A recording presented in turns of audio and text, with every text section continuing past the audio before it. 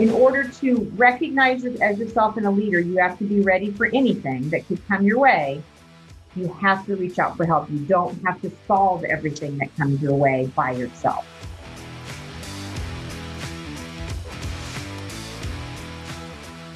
Hey there, friend. This is Stephanie Crevens, and you're listening to the Mid-Level Leaders Hot Mess Hotline, where we have conversations with CEOs so that you can learn to lead like them with strategy, focus, and innovation. Today's guest is Angela White. She is the CEO and senior consultant with JGA. So JGA is known in the philanthropic services as rock stars. They take an authentic approach to providing strategic and philanthropic consulting services to nonprofit organizations and foundations across the country. Angela has been with them since 1996 and is now the CEO. She's responsible for providing day-to-day leadership to the firm and guiding the staff, all while continuing to provide tailored consulting services directly to their clients. Friends, it is such a pleasure to bring to you this conversation with my dear friend, and she is going to share with you a pivotal moment in her firm's culture and growth. She will take us back to a specific day in 2014 that changed them for the better and broke their hearts at the same time, and ultimately prepared them to face the global pandemic as a team with even more resilience, with more compassion for each other and for those that they serve, and with a strength that they would not have had without this critical incident in 2014.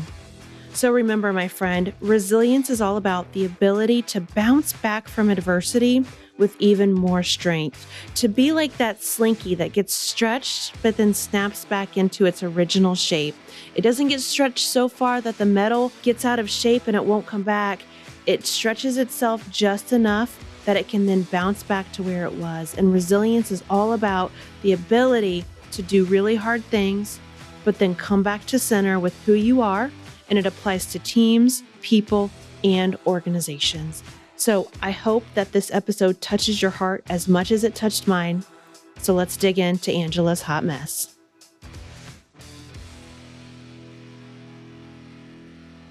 Angela, set this up. Tell us about your hot mess that you've been through.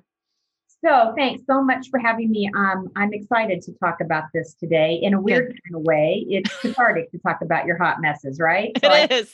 This is a great opportunity. And I will just be open and authentic with you about the hot mess and how we got through it.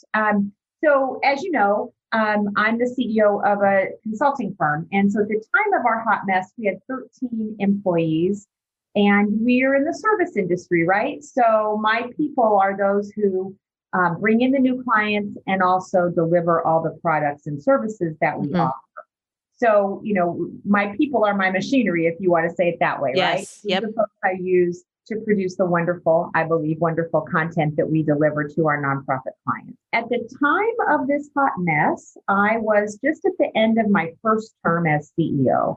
So I had taken over as CEO, having been here already a long time. I've been there 25 years now, but this hot mess we're going to talk about happened in 2014. Okay. And so I had just finished my first term. So, if you do anything for the first time, you get through all the firsts, right? And then you're really kind of ready to leave, maybe. Yes. So that's where I was. And the hot mess really goes under the coming out of it, which we'll talk about, goes under other duties as a sign that the CEO could never envision herself. Yes. Okay? So here's the hot mess.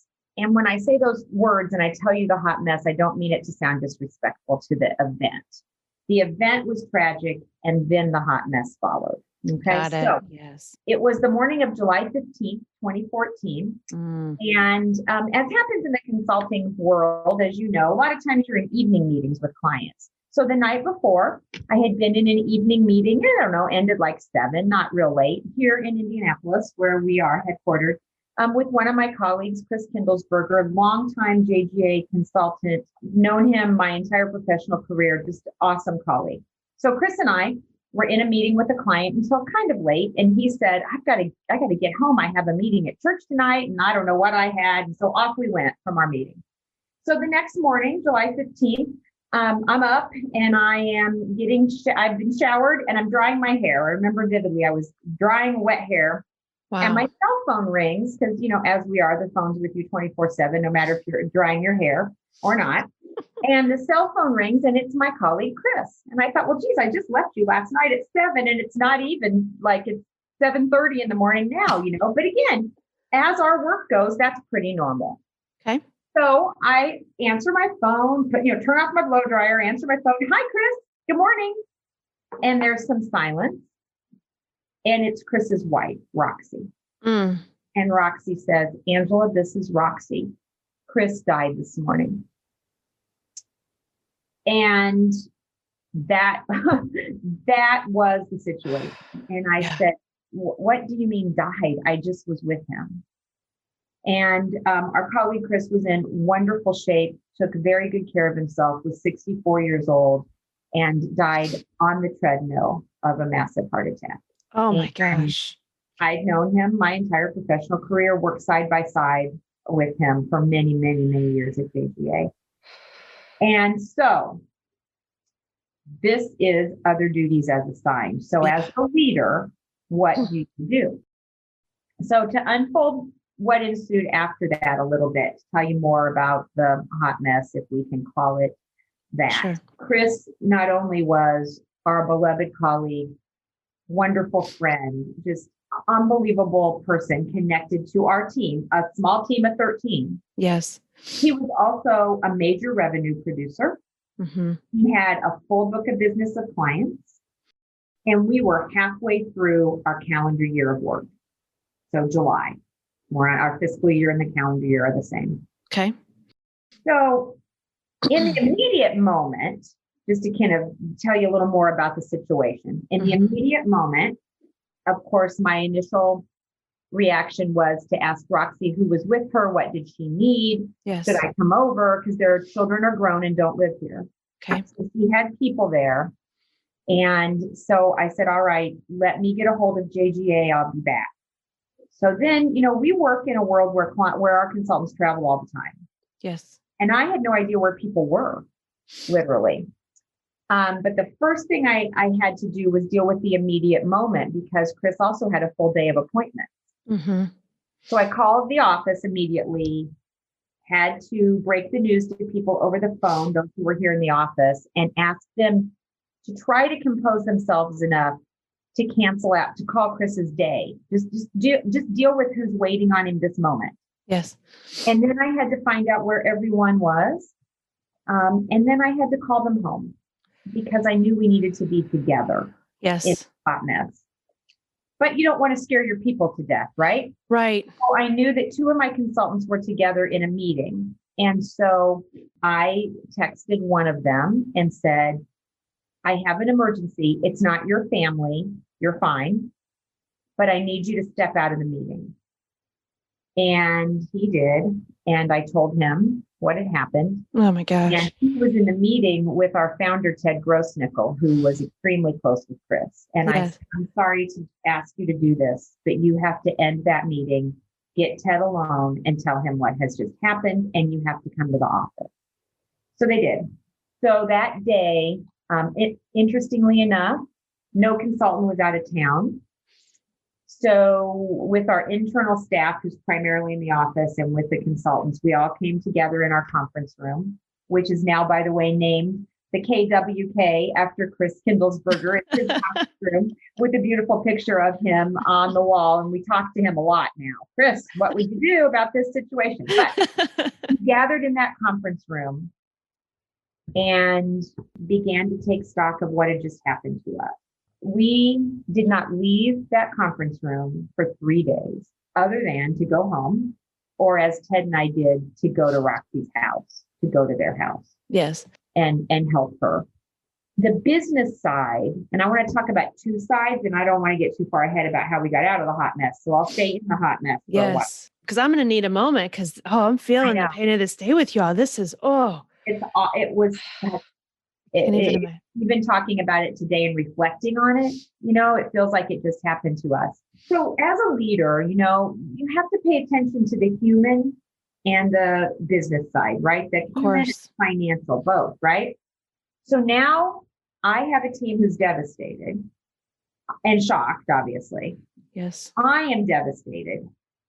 And yet I have to lead us, right? I have to think about how do we lead in the immediate moment and how do we lead long term, which we'll talk about a little bit later.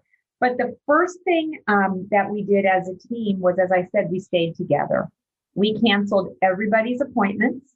And at that moment, even though that might have seemed like an odd business decision because, consultants don't make money sitting in the office, Right. there was no way we could go deliver our work. We no. And so in the immediate moment, we canceled all of our appointments. This was a Wednesday. We canceled them for the week, I remember. And we decided we were going to do what we needed to do together. We knew we had to get out of the hot mess in terms of the business side, but that was not the response we needed on day one. Mm-hmm. It was hard enough, day 82 when you go through this, Yes. but not day 1, 2, or 3. You have to take care of your people.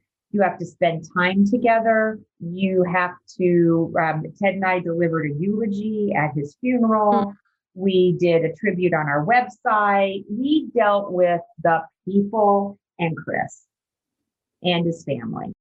And that was absolutely the right thing to do in that mess of a moment. The other thing that was the right thing to do was let it be a mess.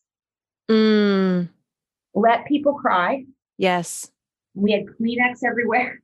We were like the funeral home when you go in and there's Kleenex everywhere. We had Kleenex everywhere. We had a range of emotions. You know how that goes? I'll talk more about that later in the climax of this. But not everybody reacts the same way, right? No.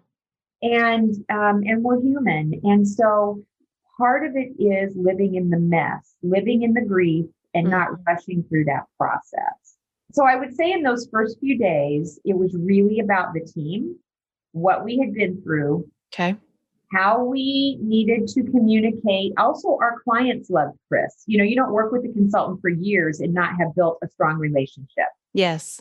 And so we also had to help them.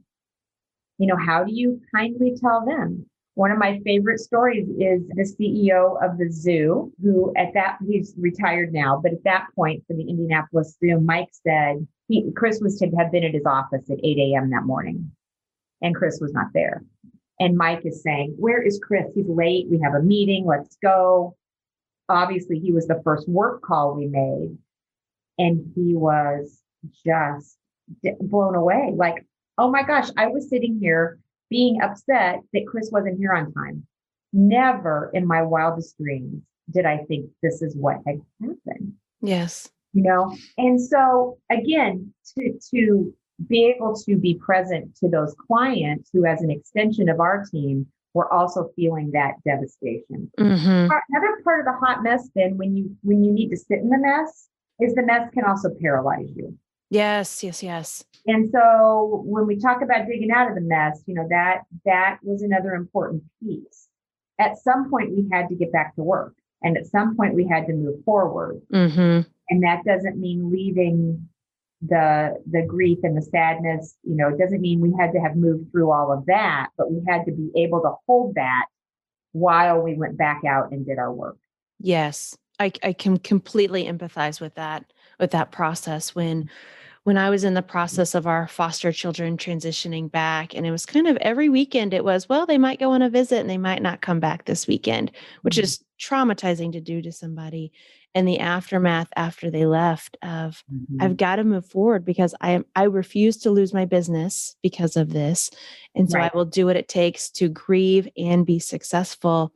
And you don't always want to move forward every single day, but you must in some ways. Yeah. Right. Totally get it. And that's what Chris would have told us to do. He had a famous phrase, if we had a tough client situation, or if we didn't win a job, he'd end his emails with onward and an exclamation point, like onward, let's go. So, in your heart what you have to do, but when you have to actually put it to work and kind of compartmentalize to be with the client, and we're fortunate because we'll talk about this, but our clients really cared too. And so they gave us a lot of grace. Wonderful. To get back on our feet. Yeah. Yeah. Oh my gosh. So powerful emotions those first 3 days, and Mhm. just the logistics of doing the right thing for other people, allowing them to feel their emotions, making sure they understood why Chris was late and not there, which is just, just opens the wound, touches the wound every single call you have to make. Mhm. Mhm. You knew as a leader you needed to bring people together, be present to them. How are you taking care of yourself in those initial days and Yeah. weeks? Yeah. So I remember vividly that when I would go out to walk at home at night, I would always listen to music, upbeat music, get your Mm, walk going. And in those first few days, I couldn't even listen to music. It was just mm, all silence in my head. I was like, I just need silence. I can't even be happy via listening to music. I just need to be yes. in silence. And I think that a good piece of advice I got a few years ago from a very successful CEO was what it takes to be a good leader is both stamina and self care.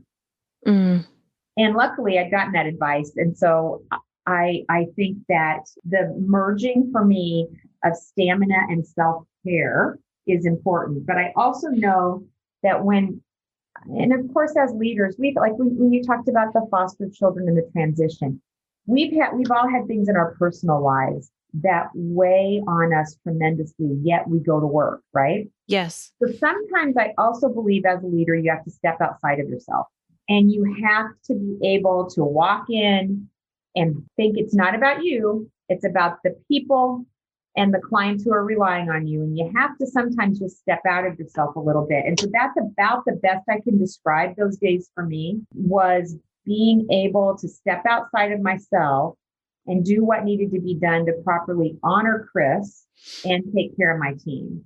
And I think certainly I'm not perfect at this, but if I try to balance the stamina and the self care, that sets you up more to be able to do that, Yes. be able to step outside of your own feelings for a minute. Not that you can deny them. And your team wants to see your feelings too. Right. They want to know it's okay to cry and they want to know it's okay to just not want to do anything. But And that you're human. They need to see right, that you're human too. exactly, Mm, exactly. yes. And they also need to believe by your actions that we'll get through it. Mm-hmm. Wow. They have Yeah. to see you and believe, okay, Yes. we've got this. We'll be okay. That's kind of how I handled it, I think. Okay.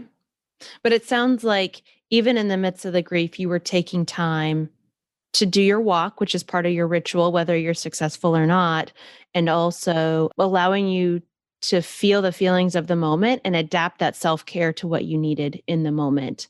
So Mm-hmm. you're not rocking it out to some uptown funk. You're like, okay, I need silence right now. Right, right, Yes. right. I Oh, need to be alone with my thoughts. I need to, this is mhm. what I need.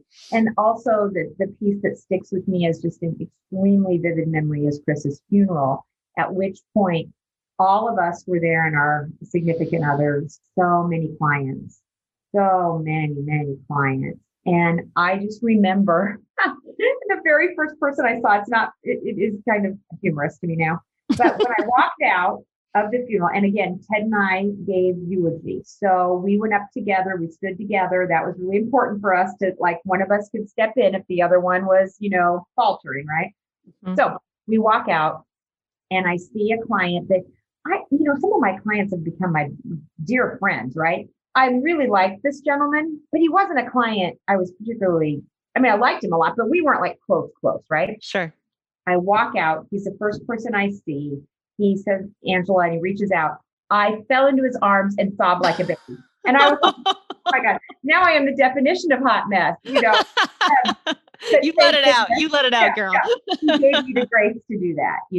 Oh, Because sometimes it's okay too, just not to know, I've held it together all this time. And now, luckily, he was a wonderful person and he wasn't like, oh my gosh, how did I get this crying person in my arms? right, right, Um, right. but I remember that how good it made us feel as a team in that mess Hmm. to be surrounded by not only each other, but our clients. Yes. Oh, And we had a couple consultants who had moved on from JJ to do other wonderful things. They came to be with us.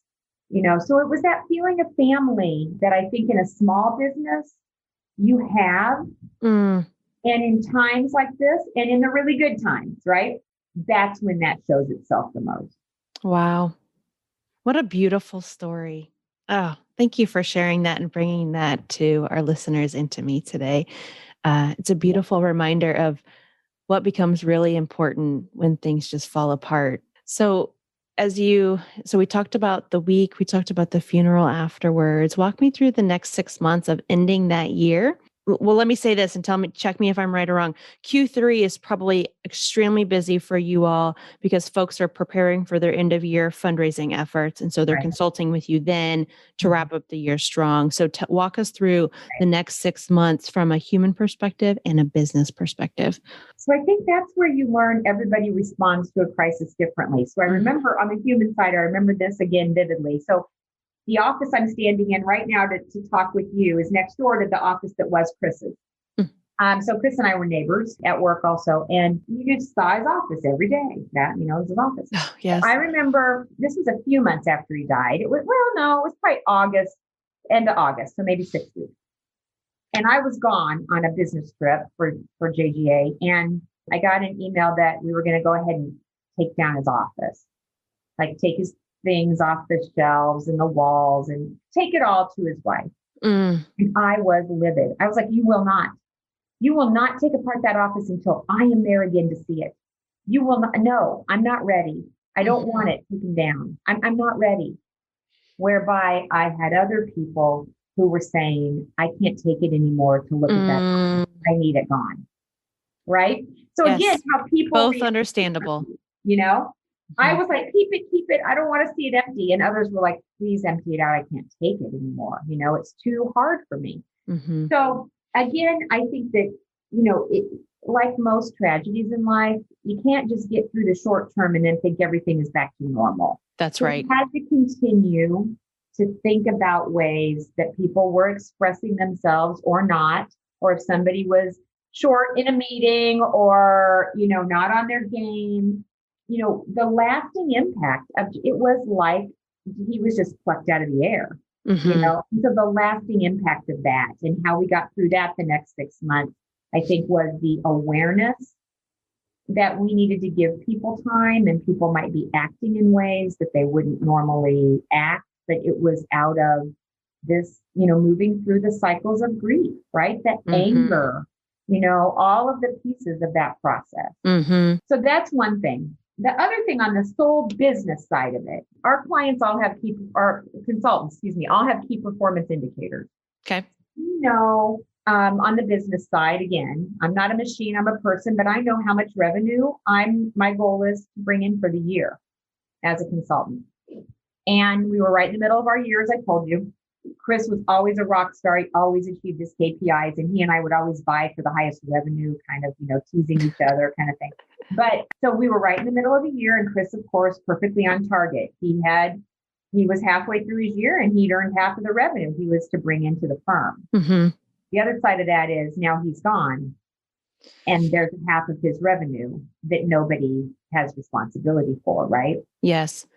And because he had a full book of business, here are all of his clients.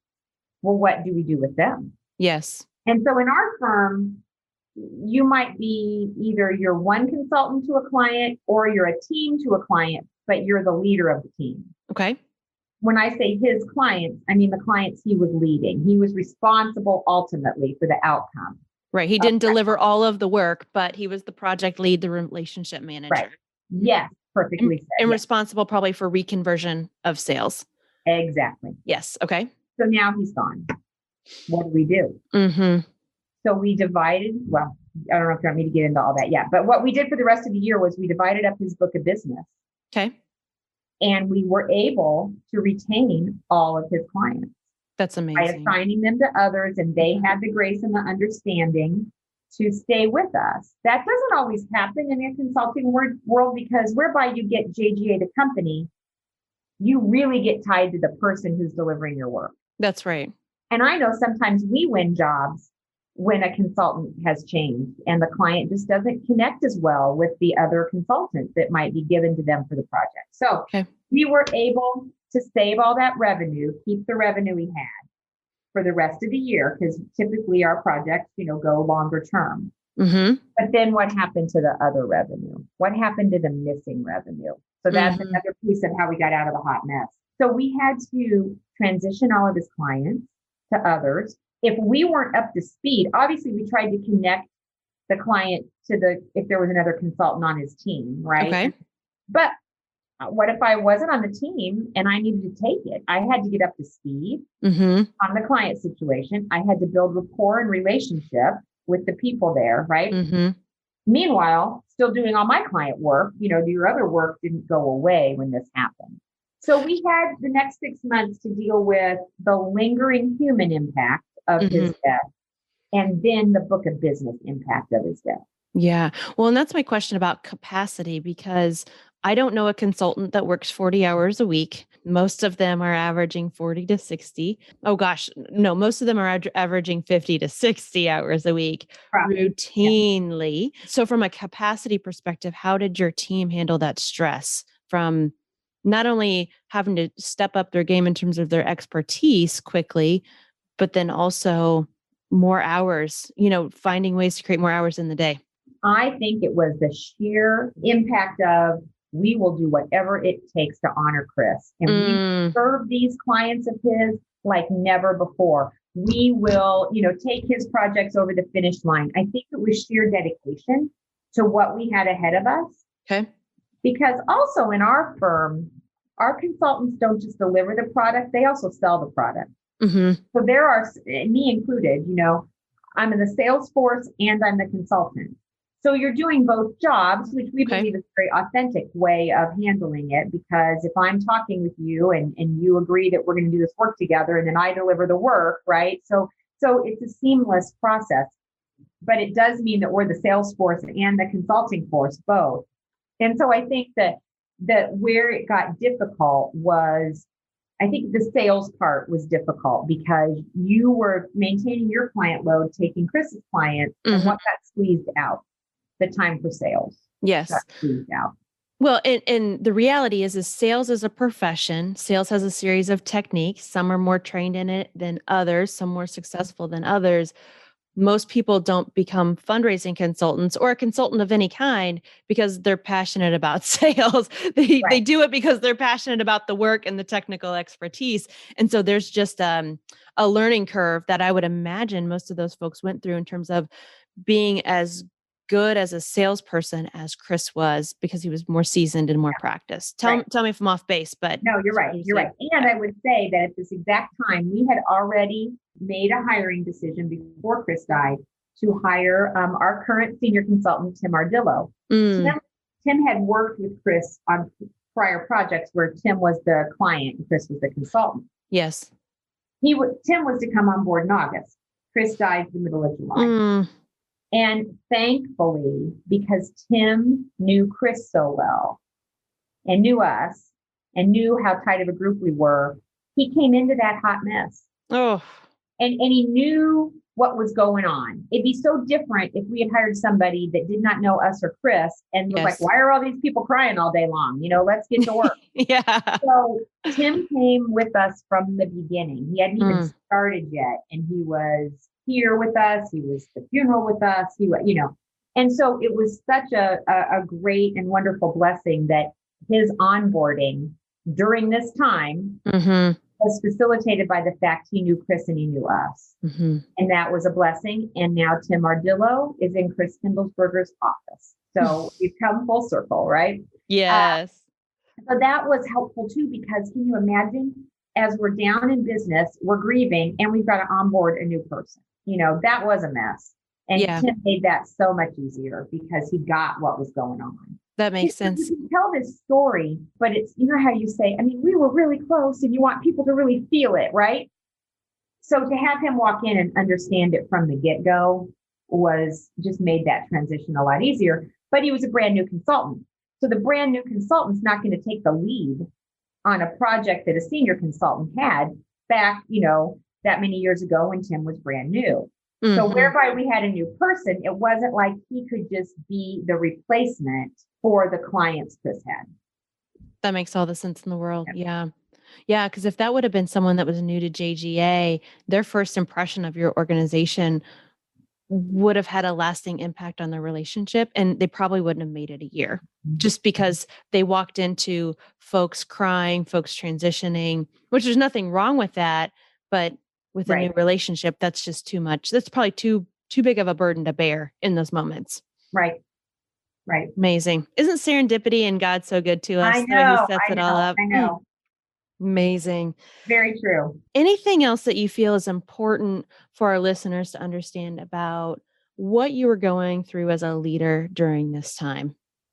I'll talk about it when we talk about getting out of the mess. But Okay. I think that you referenced it earlier that when I said, you have to step outside of yourself and be able to lead the team, you also need the team to understand you're human too. Mm-hmm.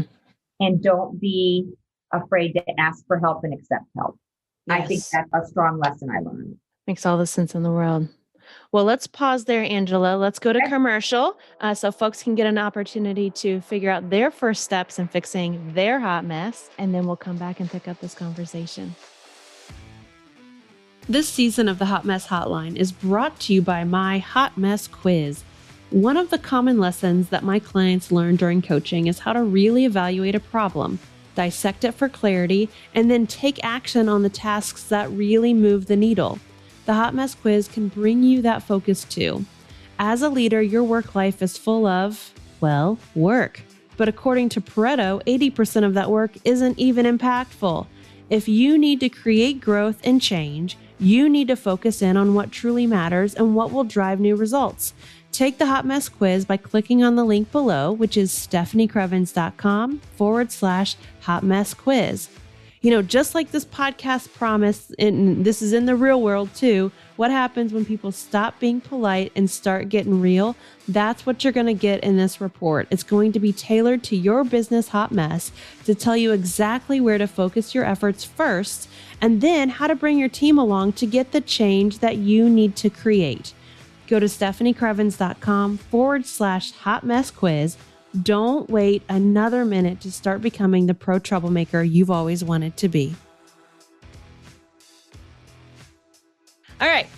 There it is. All right. Oh my gosh. Angela, what a great story. Oh my gosh. I Thank you. debated if that should be the story because I didn't want to put Chris's death in the category of a hot mess. So I didn't want to be disrespectful, but yeah. I thought it was a really good story about what happens, what can happen. Yeah. No, you set it up perfectly. No disrespect. Good. At all. Yeah. That just, good. But I knew as soon as you said the date, I was like, oh, this is going to be a doozy. On July 15th. Yeah. Oh. So, there have been a lot of other hot messes, but this was clearly, I thought it had such a business application to also, as we'll talk about in a minute, how did we fix the financial side?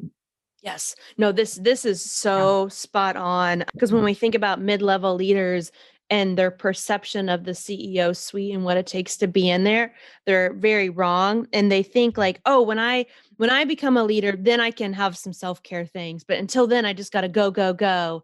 And they can take these lessons now. It's going to be awesome. I think you're right. It's like, oh, well, this is how you do it. Well, again, I'm going to start off here with other duties not assigned. Yes. It's not on my list. What happens when the employee dies is not. Oh my gosh. Right? Yeah, that's so traumatic. So traumatic. Well, so Angela, as Chris would say, onward. And JGA has continued to thrive since then. Mm-hmm. We talked a lot about the steps that you took in those initial first 6 months and continued goodness after that.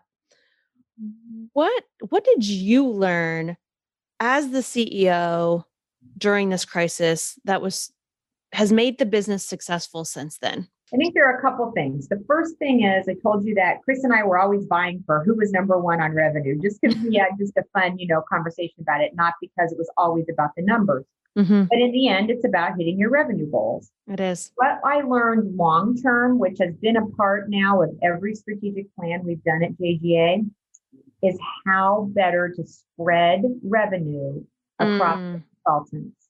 So we are not in a situation where one consultant has such a big book of business that if that consultant were gone in an instant, like Chris, how would the rest of us, how would the company move forward? Oh, yes. Yes. Because that ends up becoming a business weakness if you can't mitigate for it. Exactly. Oh, fantastic. Mm-hmm. And man, what a way to learn that lesson, right? I wish I would have learned it through retirement, but what happened, Yes. And also, what if an employee quits? What if a consultant moves on? We've had a couple of consultants move on in my time here.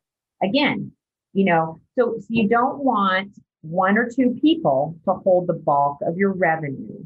Now, that's easy for me to say, and some years we're better at it than others because in the world of consulting, sometimes jobs come to you, where they want you, and you cannot successfully facilitate a different consultant to be the leader.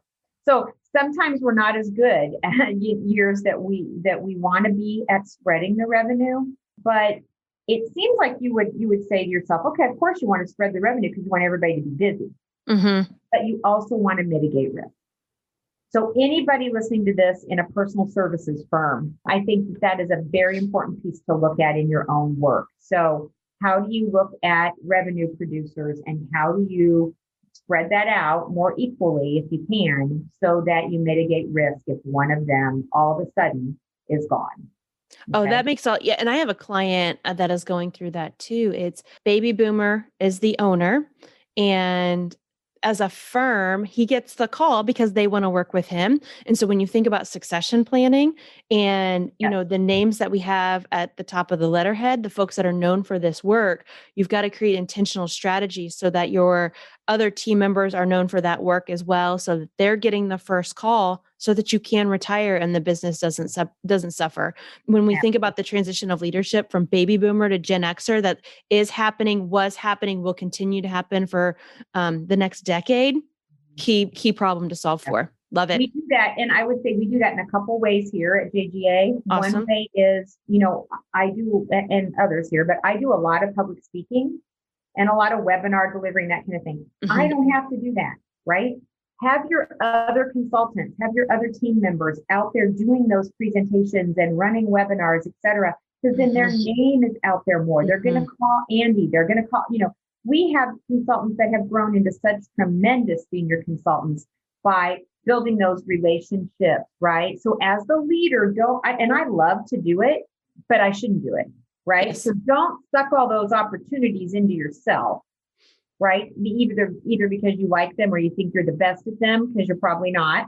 So how do we let other people have that experience? Also, that's sometimes why we build a consulting team, because if I'm on the team, but I have another consultant with me, then I can transition that work to that other consultant, right? As they've had experience with the client. And the third way we do it is I might take the lead. And in all honesty, it's true what I say to the client, which is, I would like to do this, but Steph really has the better experience at this. So I'd like you to meet her, which is true. I mean, we match experience, obviously, to what the client needs. So whether you're in the hot mess or not, that piece of growing your next layer, right, is so important to mitigate risk to the firm. That makes all the sense. What other lessons emerged for you? So that was a big one that stayed with us, right? Yes. We would have thought of that before, but it stayed with us this whole Why do we have to learn things the hard way, Angela? Why? I also think it has taught me that, and as a firm taught us, that the CEO really does have to be ready for anything. And in fact, today, thinking exactly about this podcast, I had a internal teleconference at 8 a.m. this morning, and one of my senior consultants didn't show for it, which was really weird. And because people around here don't know show meetings. Yes. So I thought, oh, he must have emailed me that he had a client conflict and I didn't see it or whatever. But the minute I got off that call, I called, because all of a sudden it was back to that day. I was really afraid. Like, did something just happen? Now, I don't have that response all the time. It's not like every time I look in an office, I think, is everybody okay? But that got me this morning. Like, is everybody okay? Is he okay? He didn't join the call. Is he okay? Right. Yes. So I think that part of embracing your role as a leader, Again, you can't be looking over your shoulder. You can't react like I did this morning every day. Like, oh no, why is somebody calling me? No, we can't live like that. We can't lead like that. But to lead knowing that you have to be ready for anything that comes up, and to know that you don't have to be ready to respond by yourself. The trait of a good leader is reaching out to others and asking others for help. And I did that throughout the entire year of the crisis when Chris died and after. Can you help me look at these numbers? Can you help do this? Could you reach out to this client? But simply asking for help and engaging others around you, quite frankly, here at JGA, who are a lot smarter than I am, how can they come together with me to help solve a problem? Mm-hmm. So whether that's the lesson learned is really delegation. I say one lesson learned is spreading revenue. Another lesson learned is in order to recognize as yourself and a leader, you have to be ready for anything that could come your way. You have to reach out for help. You don't have to solve everything that comes your way by yourself. Amazing.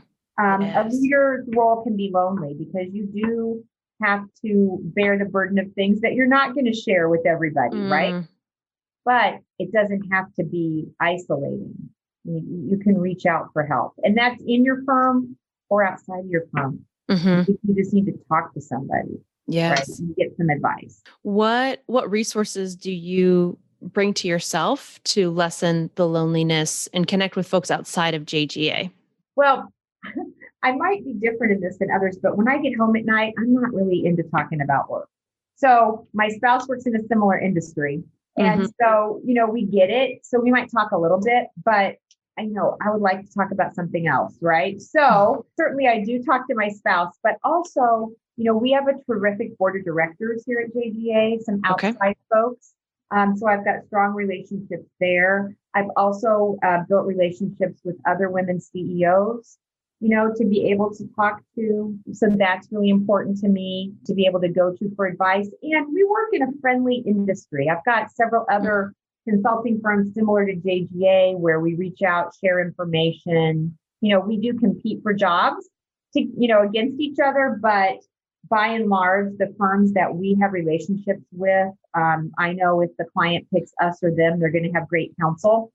So I still feel fine, talking with those firms, asking their leaders for advice. So I would say those are probably my three chief areas. At home a little bit, so as not to just drown in work 24/7, but then our board, women leaders, and our competitors in a good sense of that word. Okay, fantastic. It seems crucial. What did you learn about your team that has strengthened the business since that fateful day in 2014? Yeah. So I learned about the team, something I think I already knew, but I saw it more and more, which is the team is so committed to each other and to JGA and to our clients that they will do whatever it takes to serve. And, I knew that, but then when you're in that, you really see it, right? You really see it. And so I learned that. I again learned, and again, this, but then you really see it, that everybody responds differently. And we've spent a lot of time at JGA working with Myers-Briggs and strength finders and understanding how we each work, right? And what motivates me to say, I'd like to send tomorrow, and what motivates others to say, I need some time to think through this, right? Great self-awareness. Where does it all come from, right? And so I think that I learned for us to have built that foundation of understanding where each person comes from, and the self-awareness was helpful when we saw people reacting differently, right? So we're like, oh, I get it. And so I think we spend a lot of time on team building here at JGA. We meet as a full team. Now we have 15 people, but we meet as a full team every Wednesday morning at 9 a.m. for an hour. So we do that together. Once a quarter, we have an all-day meeting with all 15 of us, either doing professional development, firm business, client situations. We try twice a year. It's been a little more difficult in 2020, but we try to do 2 fun things a year or 2 volunteer things a year together. So if you are then adding up all those hours, 15 people, non-billable, 4 days a year, every Wednesday morning, 2 fun days. Okay. That is an investment in our people that we are well aware of, and we know. Great point. it is very important because that, if you do that on a regular basis, then you're stronger when the hot mess happens. Mm-hmm. Amen. And that for me was an affirming lesson in all of this, that more you spend on your team and keeping your team healthy together, working strongly together, then you're ready when the unexpected hot mess happens, whatever it is. So I think that set us up to be a little bit stronger, and that shown to me during the situation. Mm-hmm. How did that contribute to how you all were able to remain successful in 2020 then? Because 2020 was just, the ultimate hot mess of all the things. Right. Well, let's remember what's important. Let's think about the impact of the pandemic on lives first. Let's think about those who have lost their lives. So we didn't lose anybody as the firm, praise God, that way. But then let's think about the bigger impact of the pandemic first on lives and then on dollars. So I would think we kind of went from the inside out in 2020. We are all here together, thank God. Let's think about the health impact of the pandemic on those who are suffering and those who have died. And then let's take it out to the numbers. Okay. So if we stay like that, I think that's been a good way for us to approach it. I will say that's how I felt too. When the pandemic hit and the world kind of shut down in the spring, I thought, because of what my husband and I had been through, a couple of years before, I was like, okay, I'm ready to serve. Like, I have an internal strength that thankfully other people haven't had to learn. And I'm going to share that with other folks to help support them. And you all were able to create stability for yourselves, for your clients, because you had that perspective of what could happen and an understanding that when it does happen, we are ready to emotionally support people. Because you work with a large range of nonprofits that were impacted in a variety of ways, not just because of COVID, but because of the social unrest too. So you could serve them with a different kind of presence because you've been through something really hard and you understand that there is peace that comes on the other side of it. And we know we have to sit in the suck for a while. Let's sit in the suck and we can help be your guides back to the peace because we know what it feels like to be here. Well, that's beautifully, because I think, when we think about the financial impact of the pandemic on businesses like yours and mine. Yes. That might be where our head goes first. And here I think the Chris experience taught us to look at the health of the 15 of us, to have empathy for what was happening in the world. 400,000 lives lost today, right? What's happening in the world, and then taking it to the bottom line. And I think that's what set us up. Also because we've been through a lot together. The switch to working from home and staying close knit as a team, even though we're on Zoom, was a little easier to do. And we had the trust factor. We trust each other. So there was none of this, well, what's Angela doing? Is she working from home or doing her laundry? No, there was no lack of trust among the team of who's doing what, how's it going to get done. I had people saying, hey, I live 5 minutes from JGA. I'll go check the mail. You don't need to drive that far. Just everybody pitching in to whatever it took, right? I'm going to Sam's, I'll buy the PPE, everything like that. So I think that has helped us. And again, the revenue side is important. Obviously, that's what keeps a firm functioning and keeps us able to serve, as you so eloquently described. But you've got to also look at, all right, let's talk about the severity of this first. Let's talk about the human impact first. Yes. Yep. The successful businesses I know that transitioned out of this stronger than ever, they focused on their humans first because they understood that the dollars would come if we can hold our team together. Exactly. That's the weight of 2020, I think. Yes, that is right. The weight of it. How do you hold your people together? How do you keep them feeling connected? How do you keep them? when your teammates are isolated, I had people, working at home, trying to e-learn with kindergartners. I had people working at home totally alone, nobody else there every single day, so again, it's how you respond. It's how you respond. And if we put people first, and we obviously have to look at the revenue side, but that's how you respond, I think. Yeah.